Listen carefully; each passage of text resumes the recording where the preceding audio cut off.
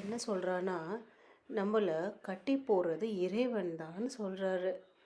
அது ஏன் அப்படி சொல்றாரு?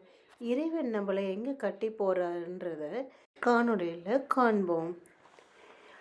குழந்தைங்க குறும்பு செஞ்சா பெற்றவங்க என்ன செய்வாங்க? அந்த குறும்பு செய்ற குழந்தைய கண்டிச்சு, அந்த குழந்தைய கட்டி போடுவா இல்லையா?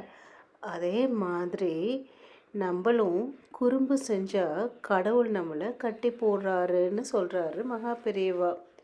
நம்ம எந்த மாதிரி தப்புலாம் நம்ம செய்வோம்னா, நம்ம கிட்ட இருக்கிற ஆசைன்ற ஒரு குறும்பு இருந்தா, நம்மள பகவான் கட்டி போடுவாரு அப்படிங்கிறத நம்ப புரியிற மாதிரி ரொம்பவும் எளிமையா சொல்லியிருக்காரு மகா பெரியவா.